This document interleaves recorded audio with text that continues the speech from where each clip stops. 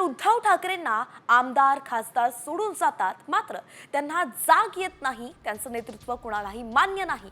ठाकरेंनी काल अमित शहांवरती केलेल्या टीकेला आता भाजपचे प्रदेशाध्यक्ष चंद्रशेखर बावनकुळे यांनी अशा शब्दांमध्ये उत्तर दिलंय. तर यावरूनच राऊतांनी सुद्धा पलटवार केलाय.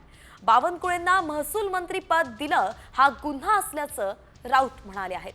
एकंदरीतच आपण पाहतोय की आता सत्ताधारी आणि विरोधक जे आहेत ते आमने सामने आले आहेत. उद्धव ठाकरे बिंडोक राजकारणी असल्याचं थेटपणे महसूल मंत्री बावनकुळे म्हणाले.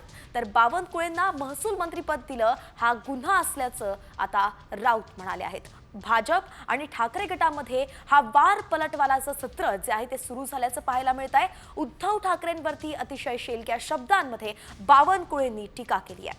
नेमकं कोण काय म्हणालं पाहूयात. उद्धव ठाकरे निराश आहेत आणि हे असं बोलणं हे वेडेपणाचं लक्षण आहे आणि बिंडोकपणा आहे. अजूनही सुधरत नाही आहे. मला वाटतं अमित भाईवर टीका करून किंवा देवेंद्रजीवर टीका करून किंवा आमच्या पक्षावर टीका करून काही साध्य होणार नाही आहे.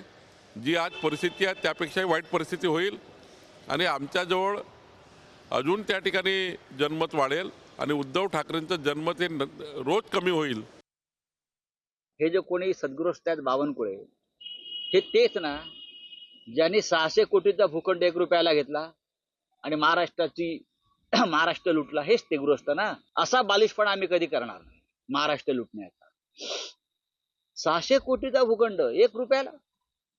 हा काय ईडी कुठे आहे, सीबीआय कुठे आहे? या माणसाला ताबडतोब अटक केली पाहिजे. देवेंद्र फडणवीसांनी याला महसूल मंत्रीपद दिलं हा मोठा गुन्हा आहे. बावनकुळे तुम्ही उत्तर द्या. 600 कोटीचा भूखंड 1 रुपयाला घेतलाय तुम्ही. 1 रुपया किमतीला आम्हाला मिळेल का? हा कसला बालिशपणा सांगताय तुम्ही?